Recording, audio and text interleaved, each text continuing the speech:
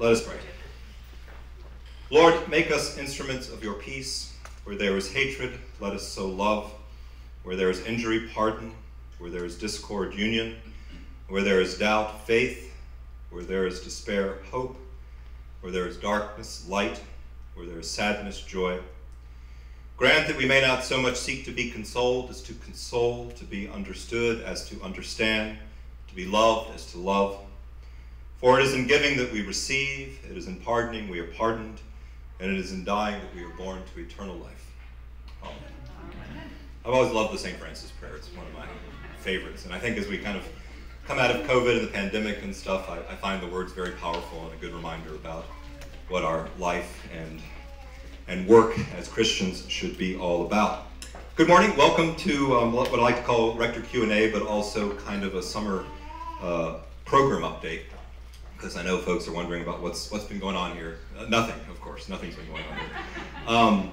But we've got a lot of plans for the fall and things we're working on. I'm going to let Blake, Amelia, and Ashlee and Katie say a few words right after I make a few remarks. But first of all, I did want to start off my remarks this morning by thanking all of you and letting you know how much I've appreciated your support and your prayers and your love these past 2 years.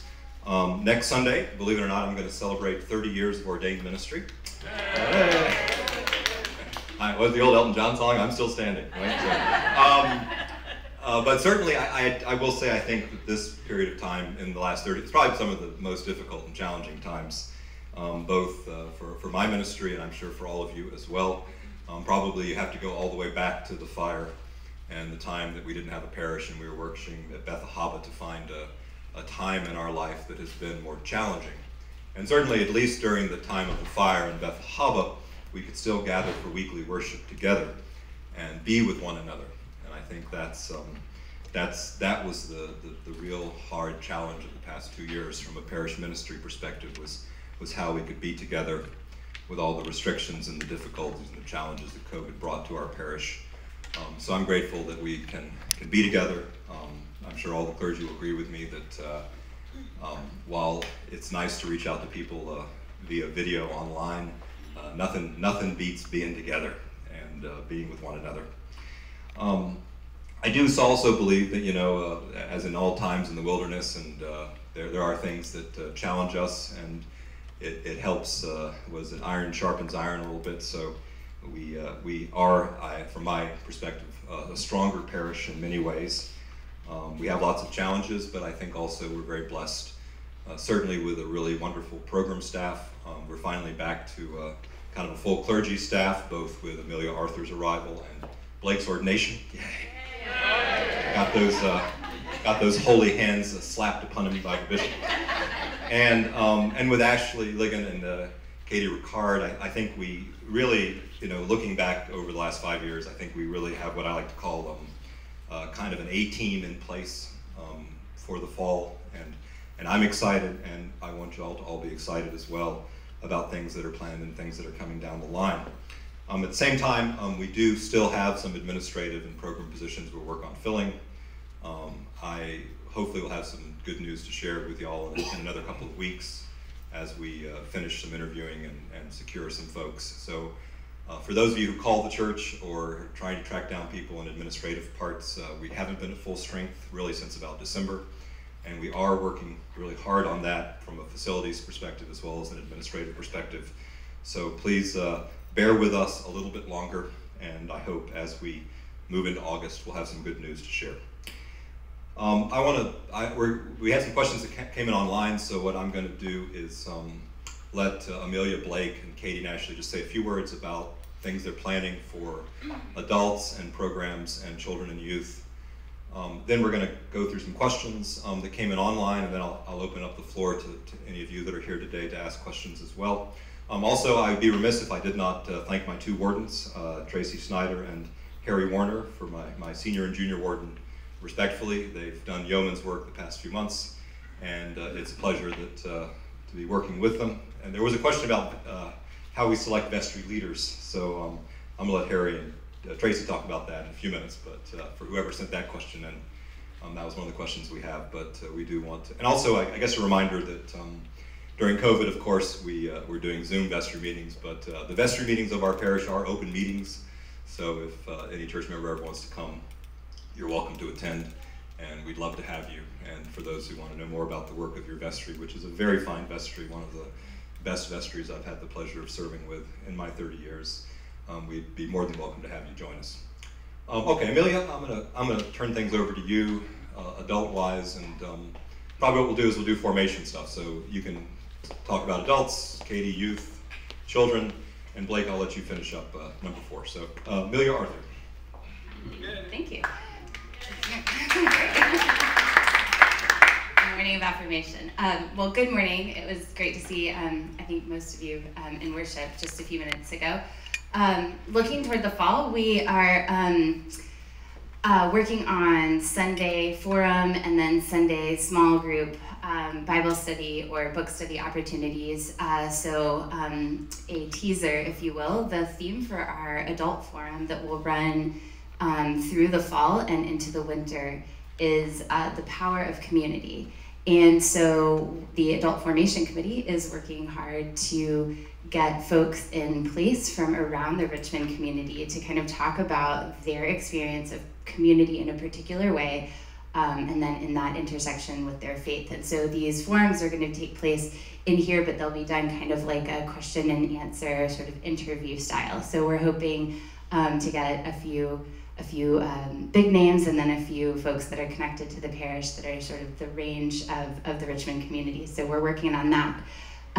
Also, we have Doug, who's going to be leading Bible study and book studies throughout the fall. So there'll be kind of 2 tracks for adult formation on Sunday mornings. And then the third thing that we're working on is to kind of create a hospitality station out here in the foyer so that folks who maybe on a particular Sunday really just need kind of like fellowship and like a time to take a breath can do that and gather together with other people. So there'll be kind of that fellowship sort of track as well. But then Blake and I are also working on, I think, taking the Wednesday night dinner concept and the house church concept and a couple of other things that y'all have really said you loved in the past and making it a little bit new. So it'll be kind of a small group dinner offerings at different points throughout the week. So we're still fleshing out exactly what that's going to look like, but we're hoping that that'll be a really great opportunity for people to connect with one another and reconnect maybe with people they know or make new connections with people they don't know. So the theme of what we're doing all fall and really all program year is connection and reconnection. So that idea of making new connections or then reconnecting with folks maybe we haven't seen in a while or connecting with folks in a new context. So really fun work and we're excited to do that. So I'll turn it to Katie to talk about a couple of ways in which we're all going to be getting together and then particularly with youth. Hi everyone. Ashlee and I are doing a lot of our programming in sync with each other because of course families might have youth and children, so we want to make sure that we're on the same page. So I'm going to have Ashlee up here as well with me. So one feedback that we heard was that last year there were gaps of time where children and youth were not meeting, and that was very disruptive for families planning and for adult formation if adult formation had something but we did not have something. So we for next program year will be offering something every Sunday except for major holidays, St. Francis for the blessing of the animals, because of course you have to bring your animals home, but for the most part there is something from 10:15 to 11 for our children and youth every Sunday. And so sometimes that might be us meeting in our senior youth group, our junior youth group, and children will have Sunday school. Sometimes it might be all of us together with our families doing an intergenerational event. But that is kind of the one big thing that we will be doing next year so that families know every Sunday there is something for your youth or for your child and for yourself as well, which I think will be really great. Other things on the youth side, is once a month we will do a service activity on the weekends, and we're going to pair as much as possible with doers doing. And that is just going to be an option for our youth to do service. I know for some of our youth, going to youth group might not be their jam, but doing service might be theirs. And so this is just another way for them to be involved with their church family. And we'll publish those, and it'll typically be Saturday mornings. That's when that service offering is. And that's also because we know they have service hours for school, so I would love to support them in getting those service hours done and supporting our church's mission partners as much as possible. And then the final thing that we'll be doing with youth is once a quarter we're going to do a social. Just something fun. We might go bowling, we might go to Topgolf, we might go rock climbing. Just something fun to be together and be with each other. We're still going to run Snowfest. If there's PYM and all that, we're going to do all those original programmings, but just try to create new opportunities once again for that connection with our youth, because we know they haven't been together and we want to see them back in their family. Thanks, Katie. In addition to some of the things that Katie just talked about, being Sunday school and some of our intergenerational events that we'll be offering, we will also host a monthly social for young families, the first Saturday of each month. That's going to be first Saturday of the month from 4 to 6 in the afternoon, and just a time for fellowship, let people gather and be together. Families can see other families that they potentially haven't seen in a while. Children can play, and people can just be together. In addition to some of the new offerings, we will have our normal program year, including Sunday school beginning at age 3 through 5th grade, before they join the youth program. The nursery will be open. We'll also be offering some of our regular programming, like the Christmas pageant. We've actually just wrapped up a very successful Vacation Bible School. It was the first time we'd had it in 3 years. And I'm trying to think what else. Nursery, Sunday school, intergenerational events, the young family socials, and I think like age-specific coming of age stuff, like the first communion, rites of passage. Yes, and we'll continue all of our milestones as well. So that starts with we have a new baby milestone, baptism. We'll have a full scheduling of baptisms throughout the year. Eucharist education will finally start up again. We sort of had to put that on hold throughout COVID, but that will be, in the past has been primarily first grade, but we'll try to catch all of the children that didn't have that opportunity in the last couple of years. Our 5th grade blessing, and yeah. I forgot to mention confirmation. That will, of course, continue as well. We are going to stick with the model that developed during COVID, which took confirmation and condensed it to 5 2-hour sessions, and we got a lot of positive feedback. It was all virtual. We're going to make it hybrid. So there's some virtual meetings where parents will join us, and then there's also going to be some in-person meetings for the confirmands as well.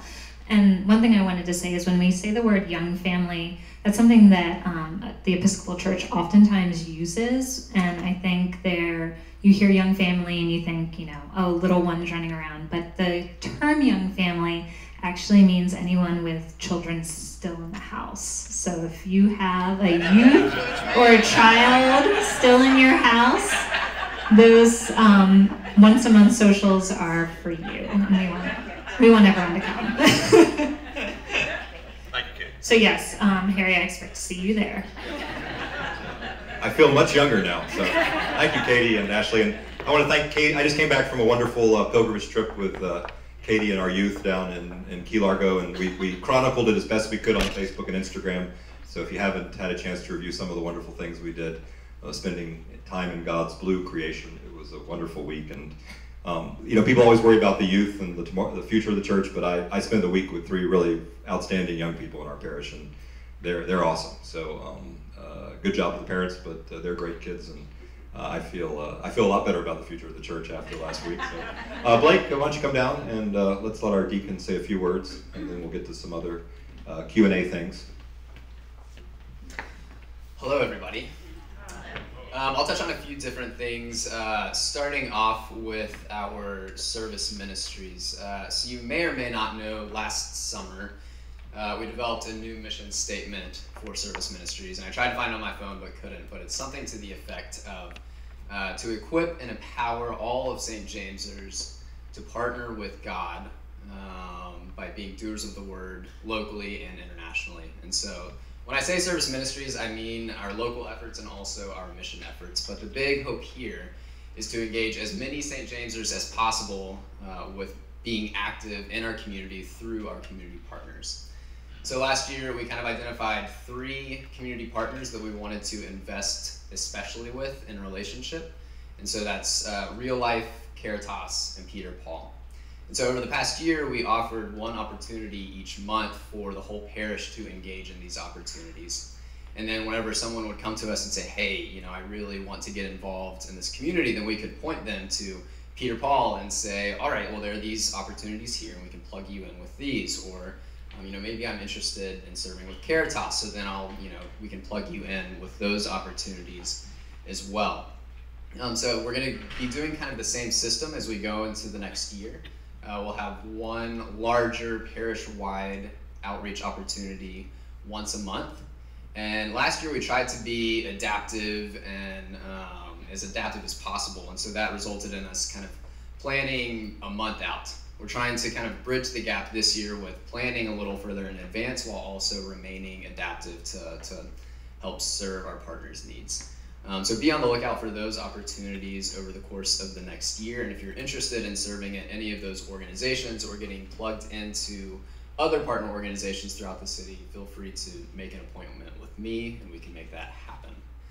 One other thing that I guess we can start raising the conversation. So as we talk about connection and reconnection, we've also started to wonder, what does that look like here in our neighborhood? What does it look like to broaden our definition of outreach to also include engaging our neighbors on West Avenue and the apartments over here, and inviting them into our community, offering hospitality, and connecting with them as well. So we're starting to explore and discern different opportunities and methods of doing that, and so be on the lookout for those as well. Trying to explore, what does it look like to really be a church on mission? And then the final thing I'll talk about is we're also looking at not the young family, but the young adult space. So kind of that age bracket right before the young families, mostly people without children. And so we've been having there's been a small group that's been meeting for probably the past 7 or 8 months. And then over the summer, we've been having just purely social gatherings as people are available in the midst of travel and everything. But I'm meeting tomorrow with a few other parishes, and we're talking about having kind of a young adult collaborative effort. So we can share in those efforts, share resources, and work together in that space. And so that will also be happening. So if you know of any young adults, some of you have children that are a part of that, but if you know of any, please send them my way as well. That's about it. Okay, thanks. Thank you. And you know, as everyone said, our focus is reconnection, building our community, bringing folks back to worship, back to formation, and acknowledging that, you know, the last year presented lots of different challenges because we were always having to be adaptive to, you know, the COVID rates and all the other rises and falls and all those things we kind of went through. But we really are planning a full year that you can count on, and that you can come and know there'll always be something consistently here for your formation, for your worship experience, for your families, wherever they may be. But we are deeply committed to making that happen. Okay, so questions. I'm going to read the first one because it's an easy one to answer, and then I'll do the vestry one, and Harry and Tracy can help me with that. And then I'll do we had 2 other questions that came in, and then I'll turn things over to y'all. So first question, would you consider bringing back the 7:45 early service? Yes. The reason, here's something that everybody needs to know. We started off last year with the 7:45 service, okay? We started the year off. Nobody showed up. okay? We are going to start the year off with the 7:45 service. I'll say that again. It'll probably be in the chapel because the music department's dealing with some space stuff as far as where they can rehearse and get ready for the 9 o'clock. But we will have a 7:45. I'm committed to starting the year off with it. We'll go through the fall, and the vestry and I will then kind of visit and see where we are. But we do need, we kind of need about 10 to 20 people to show up for it, okay? So that's what I'd like to shoot for. Not that I mind having church when 2 or 3 are gathered. God is always there. But we do want to have that. Okay, so this is a question related to vestry stuff. And I want to be, I want to read everybody's questions so we can respond to it, and people will know that their question was heard. And I'm just going to read it. It's a longer paragraph, so just bear with me. While neither of us have served as a vestry member, we know the members are elected through a democratic process. Suggested names may be volunteers who would like to serve, and names sent in from the congregation, which are then parsed by a nominating committee, with the election being held at the yearly parish meeting. But how are the leaders of the vestry, the senior and junior warden, selected? Once assembled, do the vestry members vote for who they will be working with, or are they chosen by the rector? And how do their roles differ from those of their fellow vestry men and women? Thank you. We are away and can't be present, so glad for this opportunity to be able to participate, and we look forward to watching later on YouTube. The wardens are, the way it normally works for the senior and junior is the rector does choose the senior warden, and the vestry chooses the junior warden. Okay, so that, just to clear up that's normally how that process works. For Tracy and Harry, do y'all want to talk a little bit about how we put the groups together and assemble that? Because that really is something the vestry does, not the rector. So, okay. So, microphones. So I'm assuming the question is about different ministry committees. When I took over as senior warden, there were people who were already on certain ministry committees. Those folks, especially if they have a passion for that particular area, we try to leave in place. As new folks come on, we also try and look and see, where there are gaps from prior vestry members leaving, and making sure we're filling those areas. But it's kind of a combination of need and passion of the particular people in vestry, and their strengths and skills. So I professionally do marketing for a living, so I'm on the marketing committee. We try and match people up accordingly. And then I will add that the junior warden this year, I think that God had a hand in selecting Harry, because I do want to make sure everyone knows how much work he's putting in this year in managing facility issues. We don't have a facility manager. Hopefully we'll have one soon. But Harry has done yeoman's work in filling that role, so thanks to him.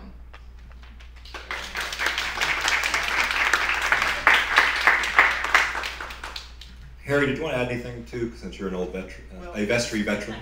So I can add to the question as being junior warden. I don't think that anybody else were in their right mind to step out to volunteer for it. But this is my second rodeo being on the vestry, and it was a different process this time than it was 25 years ago when I was on. That as far as the election goes, it does seem like it's kind of fixed, if you will, but I think that there's a lot of discernment and looking at gifts and talents that each person does provide, and works with the rector to be able to advance the church as we see fit, not knowing what's going to happen.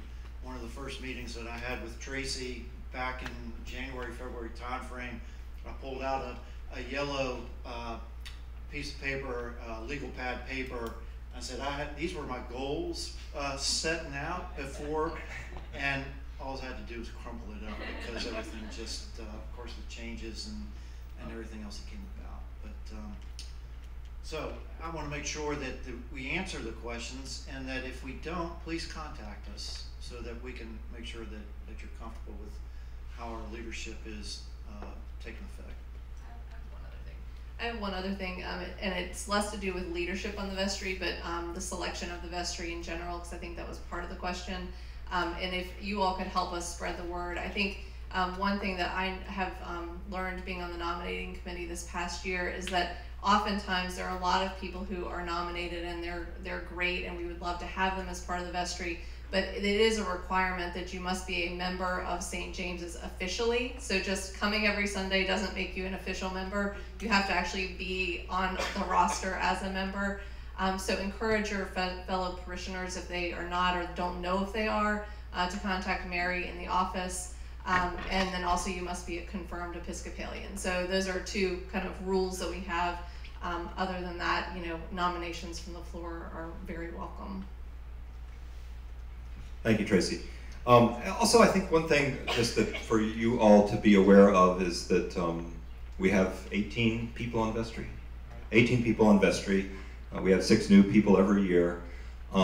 We spend a lot of time in prayer and discussion, and the vestry represents a wide spectrum of opinion in the parish on a variety of different issues and things. So I do think I'm right in saying, and I think Harry and Tracy would agree, that your views are represented well. The vestry does have very lively discussion and thoughtful discussions and hopefully prayerful discussions. But we do, you know, we do take that seriously, and we do talk about the wide spectrum of opinion in our parish on different issues, particularly contentious issues, which will lead me to my last and final question that I received. This is my favorite one. What actions are St. James's leadership taking to eradicate political bias from church messaging, programming, and charitable giving?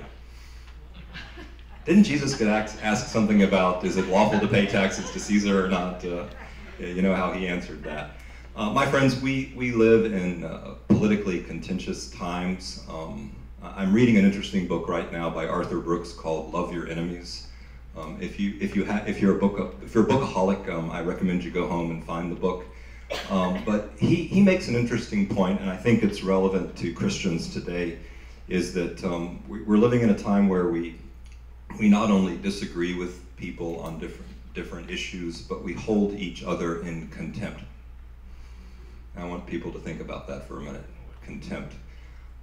He thinks contempt is very dangerous to society and to our culture and our republic world. He takes seriously this idea that we do really need to learn how to love those we disagree with. We're a big tent church. We try to work and respond to things from a theological and a biblical perspective as Christians. Language, as you know, gets co-opted a lot by different parties within our country and used harmfully, I think. But I do think we need a lot more Jesus. And as the rector of the church and representing the clergy and the program staff, our focus this year is on living out Christ's 2 basic commandments. You know, love God first, and then love your neighbor as yourself. No matter how difficult and how challenging it can be to love those neighbors, particularly those folks that we may disagree with. Now, having said that, you know, in the past 2 years, as you know, there were times where you know, some communication went out. I think probably a BLM sticker or something went out in one of the e-chimes that shouldn't have gone out because it was representing a political thing, not a theological thing. And we apologized for that and said it was inadvertently set out by somebody who didn't get approval from us. That happened 2 years ago, and since then we've worked really hard to make sure that the way we respond to things within our culture and our society is always from a biblical and a theological perspective as Christians. Now, having said that, I know folks watch different news programming and respond to things from their particular perspective. We are committed to being a Christ-centered church, a church that takes seriously this call to ministry and to be doers of God's word. If you are passionate and feel something has not sat with you the right way, or you have some questions about it, please always reach out to us, reach out to your vestry members as well. We want to focus on building our community, having dialogue with things that are challenging, whether it's, you know, social justice issues, racial reconciliation. These are all things that our society and culture as a whole is struggling with, and having to have some very difficult conversations. For worship, when you come and worship here, we'll have a service centered on the worship of our living God and our Savior Christ. But we will also have formation programming and other things here where people have an opportunity to come and have dialogue and discussions about things. And that's one of the things we have as duty as Christians is to have those conversations with one another. I don't like doing that in church necessarily because it's hard to have dialogue and conversation in church. But we will have programming and other things. If people want to say it's political programming, that's okay too. But I don't think things really dealing with racism and reconciliation and those kinds of things are political so much as important for Christians to talk about and to discuss how we respond to those things. And to get off of this, I think we all need to get off of the contempt, treadmill, and get back to the love treadmill. And that's the one I want you to join me on this year here at St. James's. Tracy or Harry?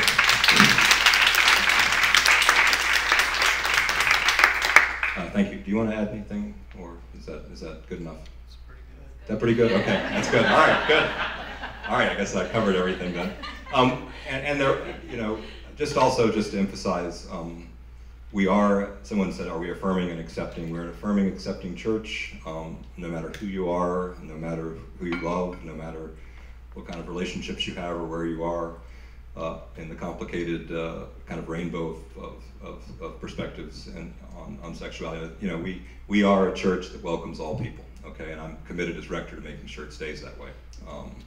As I said to somebody once, I said, there's a rumor going about that the Lord loves Republicans and he loves Democrats, and he may even love socialists. So, but don't tell anybody I said that.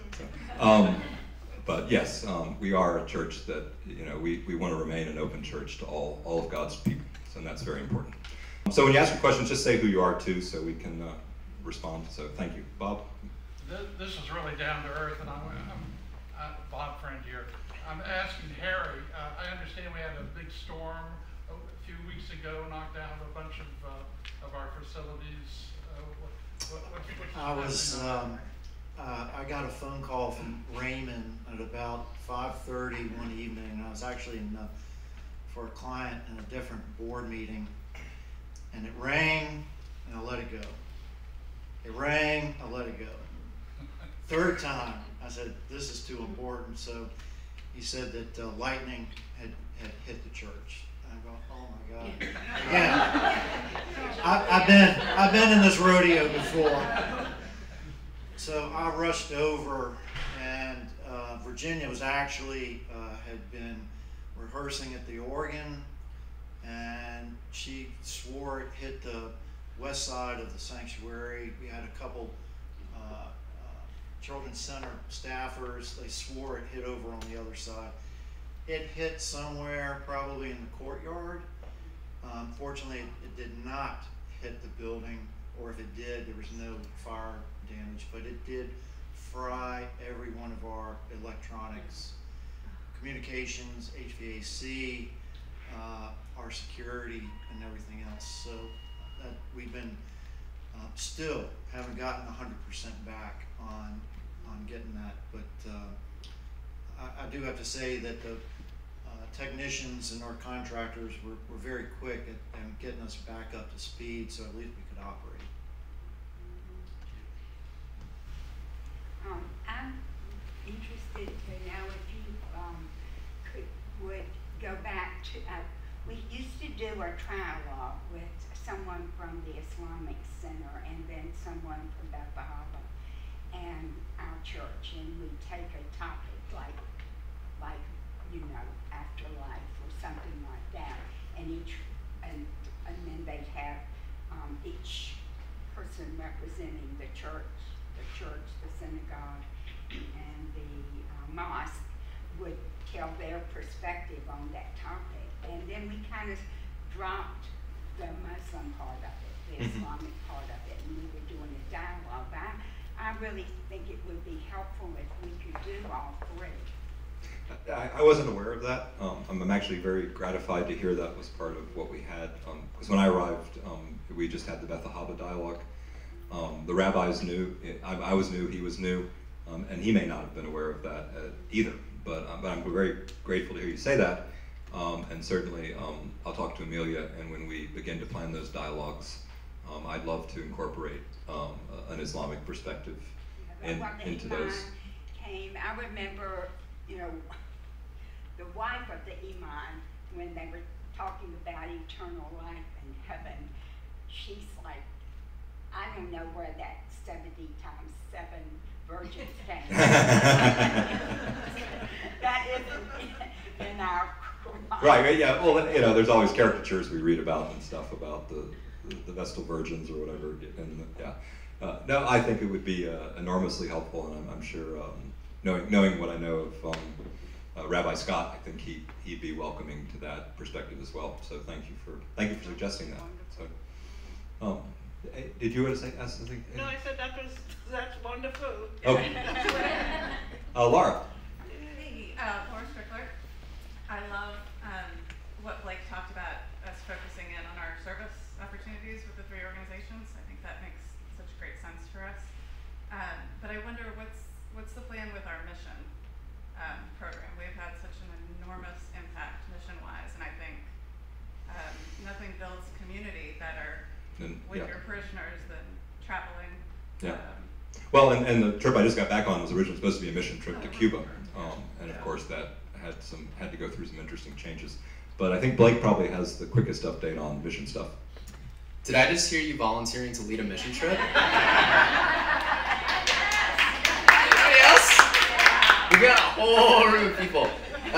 So basically, we hope to get mission trips up and going again. With the lag in COVID, there's been kind of a 2-part thing. A lot of our partners, due to COVID or civil unrest, it's just looking unlikely that we'll be able to go back to those places. So Julie Wade is our chair of the missions committee right now, and she's exploring other opportunities to go and serve. We have had two trips, 1.5 trips. So one was local, the Richmond mission happened this summer. We also sent a group to Navajo land in the spring, so that happened as well. Those will continue to happen, but we are exploring new mission partners as well as old mission partners to kind of see what would be possible.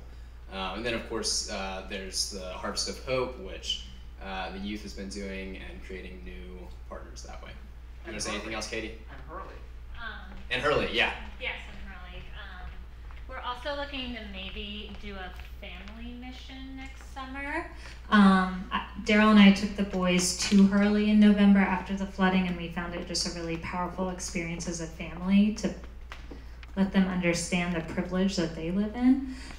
So we're looking to maybe do a summer-long weekend at Shrinemont and build service opportunities around there so that, you know, everyone can enjoy eating in the fellowship of Shrinemont, which I think we all really love at the retreat, but then do a different service opportunity each day in the morning and then kind of come back for fellowship. So that's something else that we're exploring doing for next summer.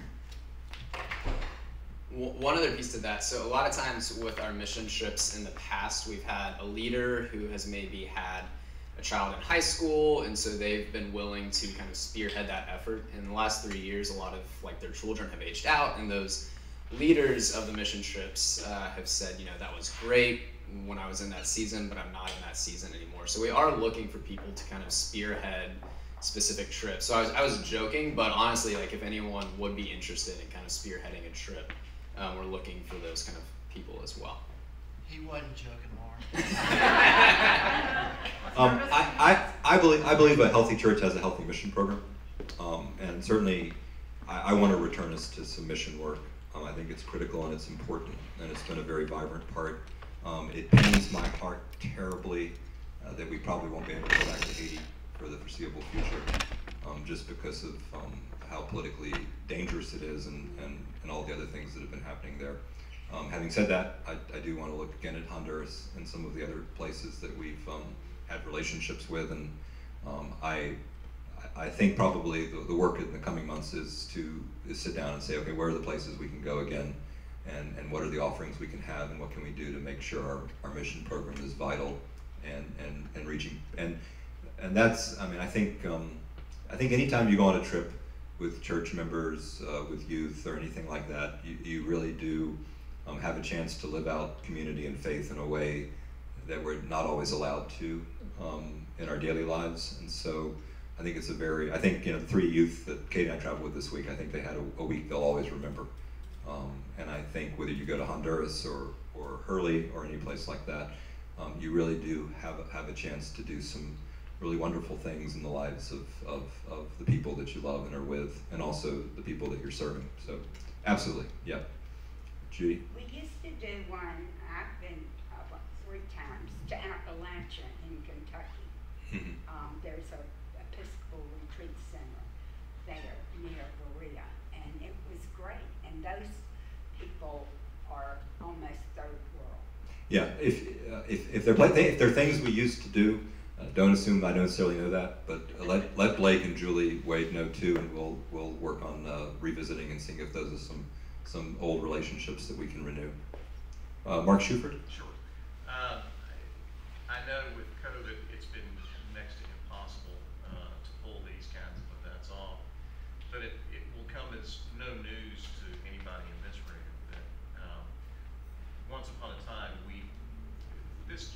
this congregation kind of divides along which service you attend, but we had what I would describe as more corporate events, whether it was the feast or Mardi Gras or some events like that. And as I say, it's been impossible to pull those off for a variety of reasons over the last few years.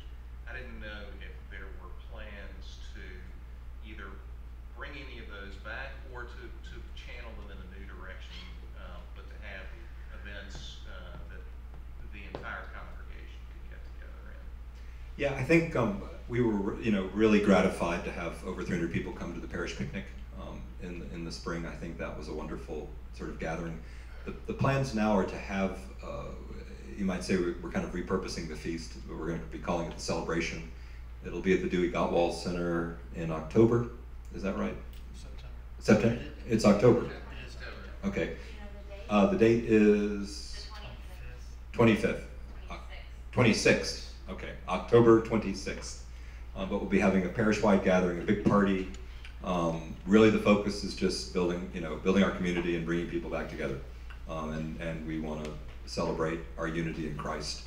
So that'll be in October, and we hope to have Mardi Gras this year too. I think that's a very important event as well. So right now, there'll be the kickoff Sunday after Labor Day. There'll be the celebration event in October, Mardi Gras February. And I think it actually worked really well to have kind of the parish picnic be our kind of welcome to summer event. I think that was, sometimes we've had the parish picnic in September, and I don't know about y'all, but it's like we have the kickoff Sunday, we have a parish picnic, and we bless all the animals. And it feels like Christmas, I think it's nice to have kind of a wind-up picnic, and I think that worked well. So I think four major gatherings are kind of what's on the books, which I hope we can continue to pull together and make happen this year. So I'll just make a plug for volunteers. So these are great events, and I'm really looking forward to all of them. If anyone is willing to volunteer, it would be much appreciated. In addition to bringing people back to church, we're also trying to reinvigorate the volunteer crew that we've had over the years. So if you're interested in helping with the celebration or any of those other things, we would love to hear from you. Yeah, and particularly if you have some Mardi Gras experience and would like to help with Mardi Gras, we'd love to have you on board as one of the chairs. So talk to Blake after our Q&A if you want to volunteer, and if not, we will find you. So. Christy's volunteering. No, I'm not volunteering. Something that I'm reflecting on all this wonderful stuff. It's so nice to hear this terrific, all sorts of programming, all sorts of exciting opportunities. Something we talk a lot about in Vestry is Invite, Welcome, Connect, and we haven't mentioned that yet this morning. So I wondered if you could talk a little bit about that. Sure. Blake, you're probably more conversant, but that's a good oversight. But in a sense, it's not supposed to be a program. It's supposed to be the way you invite, welcome, and connect folks. Anyway, so maybe our language reflected, if not specifically the IWC. Yeah, I had the same thought of IWC hasn't mentioned, but I hope it was felt in the things we've said. Because I think IWC, Invite, Welcome, Connect, is something that should infuse everything that we do here. And so the conversation today has been on a lot of programming and what things will look like But in case you're not familiar with Invite, Welcome, Connect, it's a ministry that we've undertaken over the past few years to really try to get St. James's to invite new people, to welcome them in and offer hospitality, and then connect them to new ministries. So with everything that we've mentioned, from adult formation to youth and children and service ministries and missions, we hope that Invite, Welcome, and Connect will be infused into all of that.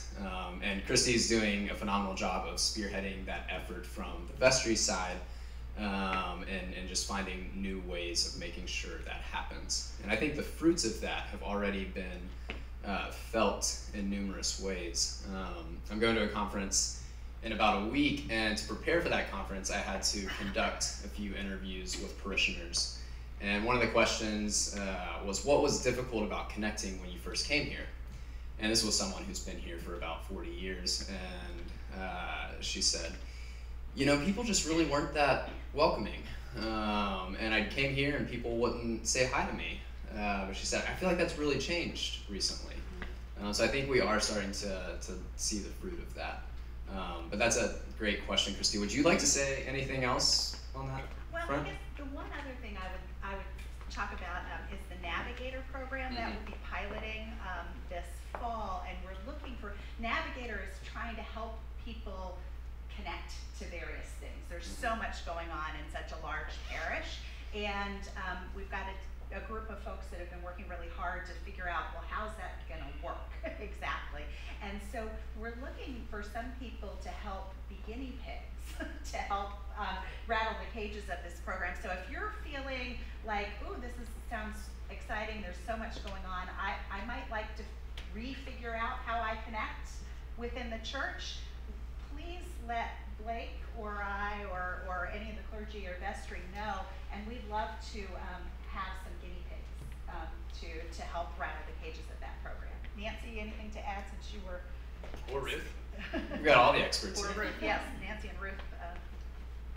Well, I think what Christy said is good, that we are going to pilot the program in the fall, and then we hope to kick it off in January. So yes, we need the pilot navigators, or the guinea pigs, whatever you want to call them. And, I like navigators.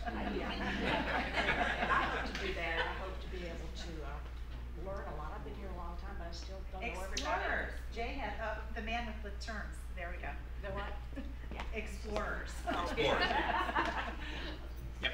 Another piece that I think would be helpful is, just to add, is Jay is helping all of us program staff work on that big ministries booklet. If you've been around in the past falls, you've probably known that there was this big parish resource guide. And exactly.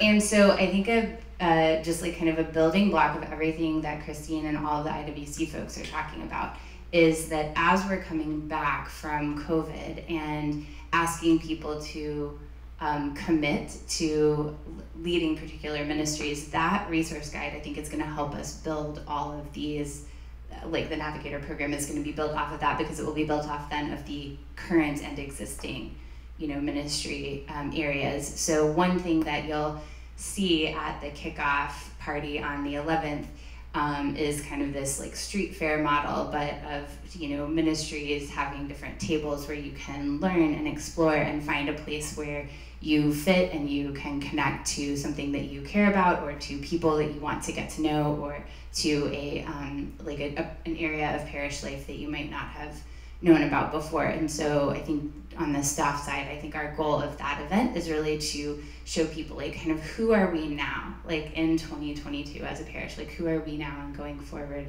in terms of all the various ways to be connected. So I hope that's helpful, just to add that bridge of the IWC kind of ideology being infused in this long-term kind of tradition that we have of the kickoff event. Can I add something to that? Sure. I just want to say that we've made a real effort in the communications to make sure that literally the terms invite, welcome, and connect are woven into what we say, but also that general tone informs how we say things as well. And as this is not a program, but an idea that is woven into everything we do,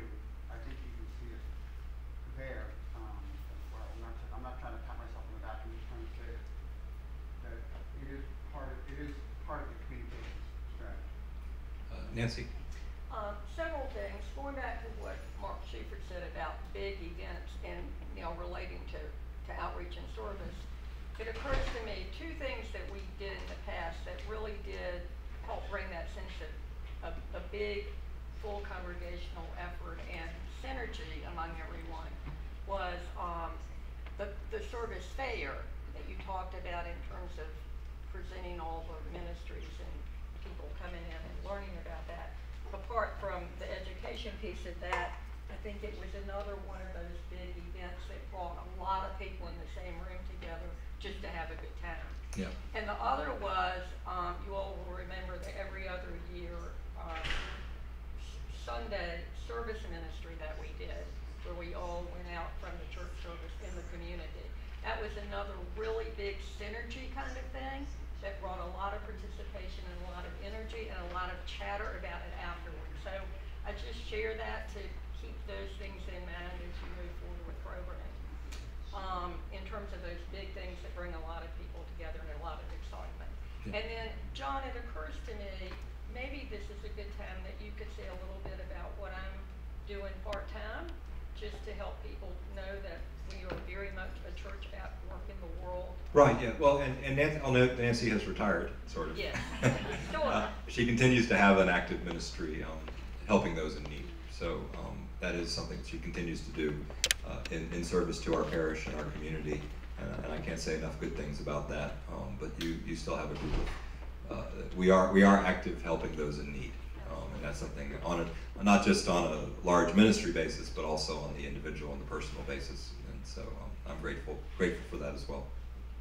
John, can I just add one thing to the ministry fair? One of the things we had done in the past was have people commit to what they were going to do to serve the church, and that was written down and it was blessed as part of the service, which I found very powerful that people were making that commitment and then bringing it to the altar. So just that's another one I hadn't heard. That's a wonderful way of not only we tend to bless the stewardship cards, but maybe we should also bless the ministry cards too. So that was a huge program we did over several years. Over several years. I'll tell you more about it if you want to know. Yeah, that'd be very powerful, I think. So Susan, you've had your hand up.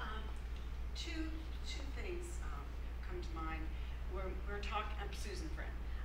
Talking about connecting with one another and keeping, being friendly with one another and knowing each other's names. First of all, I think it would be extremely helpful if on our bulletin, perhaps on the last page, we had a list of the best remembers. I think, I mean, we've been here 7 years. I can't tell you 6 people that have been on the vestry in that time. I just didn't know. After the election, you forget and you never see anybody and know what they're doing. I mean, I know what Harry does, I know what Tracy does, I know what their roles are, but I don't know the individual people. The other thing is, and this is very old school, and I understand that, I'm an old person now. No, you're young family, remember? Yeah. Young family. You have grandchildren at home. Bob Dylan sang "Forever Young." I would, and I will volunteer right here and now for a pictorial directory of songs. You're not alone in that request. Thank you. Because having served at a number of churches, that's the way that I really got to know people and could greet them on a Sunday morning by, I remember the picture saying, hello, Mary, oh, it's so good to see you. And they're like, oh my God, she knows my name. And it really makes a difference. So if there's some newfangled way that they do pictorial directories, I'm willing to learn and I'm willing to work. God love you. So. Yeah, I think our last edition was 2011. It was. There's some interesting pictures in there, folks. But I'm glad to see you're still members of our church. Yeah, no, absolutely. I think the vestry's heard that loud and clear, and we certainly it's an active discussion on how we get that accomplished and what companies there are around to work with, which I think that's the other challenging part. And can we get people to send their pictures to us and put them together in some way? But I'd love to have that. Yeah, absolutely. To Susan's point, used to be when we circulated a paper, chimes, the names and email addresses of all of the vestry folks were on the last page of that. That's not a practical way of doing it anymore, but if there were a page on the website. I think that we have a page on the website for vestry, and we have the emails on there now, don't we, Jay? We do, and But even on the back of the but I think on the bulletin, I'd like to have the names. Yeah, it'd be. That's prized real estate, as I understand. I understand that well, but certainly the vestry name should. That's something that's pretty easy to do, and that's not a hard thing at all. So. If I may add to that, we've been talking about, and we have made advancements in creating a wrap for the bulletin, and what is in the wrap is things that don't have anything to do with service. So it would be things like listing the vestry and other things, and some of them might be things that you might otherwise find in the time, et cetera, and it could go as far as and wide as we want. And, like people writing an essay, people can make or whatever. But that's something that we've sort of been back burners, but it's something we want to do. It's a paper wrapper, not a wrap. So Jay's weekly wrap. So. Yes. Oh, you're going to want to hear that. Yeah. Nancy, did you and Doug have something you wanted to say? No. Okay, good. I saw your hands up at some point, so I just wanted to make sure I didn't miss y'all. Other questions or concerns or ideas? I think the most important message we can get out is that between the program staff and our vestry, we want to hear from you. We want to stay engaged. We want to stay in conversation. We want to tell you how excited we are about the things we're going to do this coming year and the plans we have. It's exciting to go into the fall knowing that we'll have regular church and we have a full clergy staff now and all those things we've been missing the past few years. It's exciting for me, certainly as rector. I think the vestry is excited about it as well. And all we need to do is to figure out a way to dodge lightning strikes. So, and moving the church is not an option. So we're gonna stay committed to being here. Two other quick things just to kind of file away just so that you know about them. We have been working on a strategic plan. We have been working on a master plan for the buildings and the grounds. Before COVID, we had engaged an architectural firm to do some preliminary surveying. We're going to have to kind of revisit and redo some of that work again. But we hopefully by the time the annual meeting rolls around December, we'll have what I hope will be the basis of kind of a capital campaign for us in the coming year or two. And a lot of these things are things we need to do by virtue of the age of the building and the systems. The steeple needs some work. We'd like to solve some accessibility problems that we have getting some of our older church members into church. We want to build more of a campus feel between the church and Misha House. So there are things that we'll be going through in the coming months, and I know when you get surveys by email, there are probably 100 things you'd like to do, but we really do.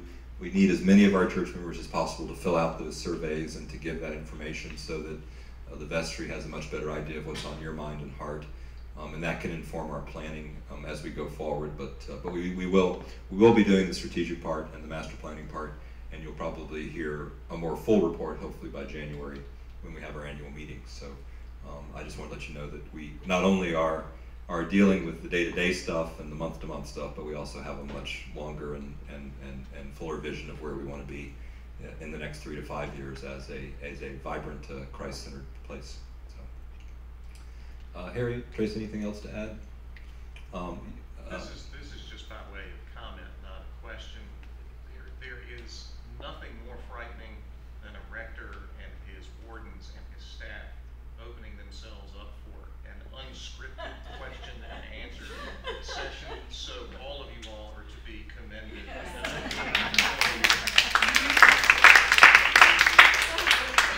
Well, we certainly realize that because of different things that have happened in the last year or two, it's been hard to stay connected to folks and to have this opportunity. So we want to keep doing this and keep having these conversations and keep having these visits with you. As I remember, those vestry meetings are open meetings, folks. So come on out and or contact your vestry members, let them know. You may fall asleep during certain parts of the vestry meeting. Or you might be elected You might be elected, so be careful when you come. But we do want to continue. It's very, very important that we stay in communication with all of our church members, and certainly whenever you hear things or there are things that you have questions about, to please get in touch with us. It's also very important to, so for example, something like the 745, it's very important that you tell everybody you know that there'll be a 745 service in the fall so that people will show up for it, God willing. And I expect to see all of you there at 745. But things like that, I think it's very important for us to get the word out, and y'all can be very helpful in those efforts. So thank you for making time to be here. Thank you for the questions that both came in online, for those who are maybe watching or will be watching later. Hopefully we answered all the ones that were sent in to us. I think we did, or at least Jay. Jay got me all the questions, so we were able to answer all those. And once again, thank you for your prayers and support of St. James's. It means so much to us. Really, we couldn't do it without any of you, and thank you for all that you've done. If there are no more questions, we'll have a short prayer and close for the day. The Lord be with you. Let us pray. O Lord, support us all the day long until shadows lengthen and evening comes, when the weary world is hushed, the fever of life is over, and our work is done. Then in thy mercy grant us a safe lodging, holy rest, and peace at the last.